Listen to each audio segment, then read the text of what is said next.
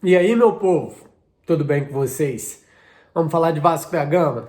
Vou dar a minha opinião, sou vascaíno, para quem não me conhece. Vamos falar de 2023, não só do jogo de ontem. Vamos fazer uma retrospectiva, claro, falar da 777 Partners. A primeira janela do Vasco. O Vasco traz Puma Rodrigues, o Vasco traz Léo, Lucas Piton, Jair, Luca Orediano, Léo Jardim, Ivan. Você pode discutir as contratações, você pode gostar ou não, você pode discutir os valores e tá tudo certo. Entendo que montar um time do zero no futebol brasileiro é muito difícil. Sempre falei isso, sempre foi essa minha opinião. Então eu sempre fui um torcedor mais cauteloso, mais pés no chão. Não me empolguei tanto, mas também não achei que estaríamos nessa situação, nessa altura da temporada do Campeonato Brasileiro. Eu não acho que a janela do Vasco foi ruim, não é esse o meu ponto. Acho o Léo um bom jogador, acho o Lucas Piton um bom jogador, gosto do Puma Rodrigues. O Luca Orediano conheceu muito pouco, não se firmou, acho que precisa de um condicionamento físico para conseguir demonstrar a sua habilidade, enfim, seus pontos fortes. Gosto do Jair, sou fã do Jair. De novo, não acho essa janela o ponto crucial para o Vasco estar nesse momento. A escolha do treinador Barbieri já foi, perdão, já foi um pouquinho contestada. Você dá um elenco desse, um time em formação, gastando 100 milhões de reais, como falam, para um treinador que ainda está começando, a verdade é essa, já é questionável. Mas fechou com o cara, nossa obrigação é apoiar e a gente apoiou como sempre. Fez um carioca de altos e baixos, eu diria, apesar dos clássicos terem sido bons, perdeu, ganhou nos clássicos, mas eu, no contexto, eu achei bons testes. Eu acho que o time se provou, principalmente em jogos contra o Flamengo, contra o Fluminense, contra o Botafogo, foi muito atípico. Mas, enfim, me deu uma certa esperança para fazermos um brasileiro regular. Isso não significa que esse time estava pronto. Eu falo o elenco pronto. E aí vem o principal erro de todo o 2023, na minha opinião, é o Vasco ficar um mês parado, só treinando, esperando o brasileiro, porque tinha caído no Carioca na semi e caído na Copa do Brasil. E os caras acharem que o time estava legal, que o elenco estava pronto, e era isso mesmo. Para mim, o principal erro com certeza é esse. O Vasco precisava de mais jogadores, e eu não falo para o time titular, não, para compor o elenco. Brasileirão, a gente sabe as dificuldades que ele apresenta. O Vasco precisava se recompor, cara. Ter 2, 3 opções para as posições. E o Vasco não tem. E aí vem a minha dúvida. Foi um erro? Foi montando o elenco e erraram e estão assumindo isso internamente? Será? Eu acho que não. Será que ter um time com 60% da base está no planejamento da 777? Será que 70% do elenco da base está no planejamento da 777? É aí que me preocupa, cara. É aí que me preocupa. Porque se tiver e eles não tiverem considerado um erro e isso tudo estar no planejamento, o Vasco ter essa quantidade de jogadores da base, um menino de 16 anos no ataque para resolver, está no planejamento, é o que mais me preocupa.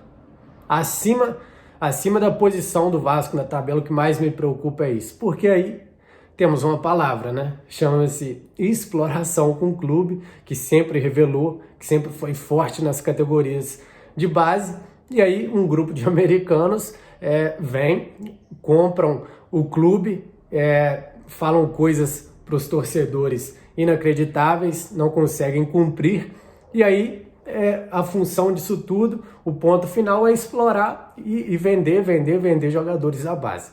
É o que mais me preocupa, cara. Acima da posição da tabela do Vasco, acima do risco do quinto rebaixamento. O que mais me preocupa é isso, porque eu esperava mudanças, eu esperava um Vasco forte como um todo, o clima de São Januário mudando e a gente, infelizmente, não vê isso. Sobre o jogo de ontem contra o Goiás, o Vasco fez um bom primeiro tempo, só para não criticar só. Matheus Carvalho foi muito bem, pode ser uma peça importante até o final do ano, se continuar com esse desempenho.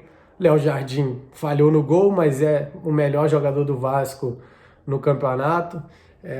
Clima de guerra em São Januário. Eu jamais vou normalizar esse tipo de coisa. Jamais. O dia que eu tiver coragem de dar um chute na arquibancada de São Januário, no alambrado, filho, acabou pra mim. Eu jamais teria essa coragem, poderia ter perdido de 10, 15 a 0.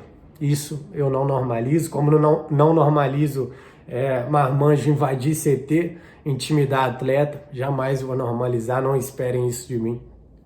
Luto contra mesmo.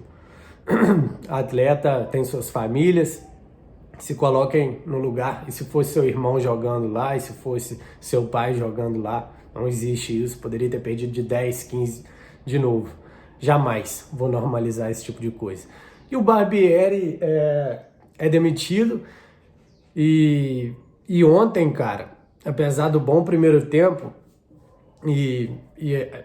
não sei se é treino, mudança mental para a partida, enfim, fez um bom primeiro tempo. Ele simplesmente cagou no pau, cara. No segundo tempo, as substituições realmente não dá para entender. Qualquer um viu ali que ele errou. Ao tirar o Marlon Gomes, eu tava vendo um jogo com meu pai, eu falei com meu pai, que isso, pai, não é possível. Não, o quarto árbitro tá levantando o número errado, velho. O Marlon Gomes era o melhor jogador do Vasco, junto com o Matheus Carvalho, que foi o segundo a ser substituído, depois do Marlin foi o Matheus Carvalho, então não dá para entender o Barbieri, cara, aí fica difícil de defender, cara. Realmente, eu enxerguei o Vasco com o losango, né, e o Marlin estava jogando mais à frente mesmo, como um meio armador, e o Vasco construiu, as poucas vezes que construiu, né, foram com as roubadas de bola do Marlin. Tava muito bem no jogo, cara. Esperto, querendo o jogo, bola na trave, não poderia ter saído. E saiu cedo ainda, né? No segundo tempo. Depois sai o Matheus Carvalho, outra loucura do Barbieri. Então fica insustentável. Eu geralmente não sou tão emergencial com troca de treinadores, porque para mim é sinônimo de fracasso. Time que troca 2, 3 vezes de treinador é sinônimo de fracasso, de brigar na parte de baixo da tabela, mas concordo também que ficou insustentável para o Barbieri, cara. Ficou insustentável. E por que eu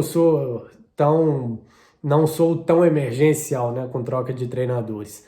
Justamente por esse momento. E agora? Quem que vai assumir essa bucha? Vai vir um cara de fora? Será que resolve? Nesse momento da temporada, a tendência é piorar ou melhorar? São esses os meus argumentos para troca de treinadores. Mas, igual eu disse, concordo também que ficou insustentável para o Barbieri, principalmente com as mudanças de ontem no segundo tempo, cara. Não sei se eu teria demitido antes ou não. Acho que é uma discussão interna. Não sei o que eu faria. Acho que depende muito dos caras que estão lá dentro, do que o grupo pensa sobre ele.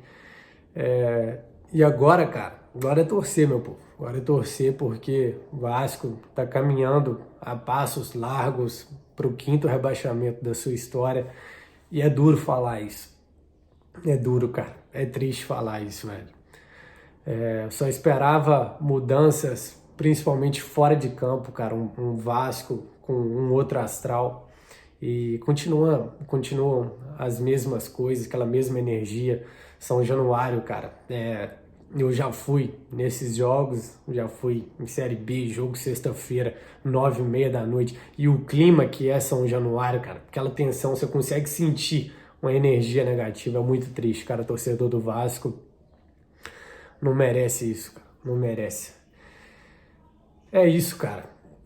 Acho que falei de tudo. Não tem outra coisa a se fazer agora que não seja torcer igual a gente sempre fez, né? Tá fora do nosso controle. Nosso papel é falar o que a gente pensa para que isso de alguma forma possa mudar as coisas lá dentro. É isso, meu povo. Como vascaíno é duro fazer esse tipo de vídeo, mas estamos aí. Muito obrigado para quem chegou até o final do vídeo. Valeu!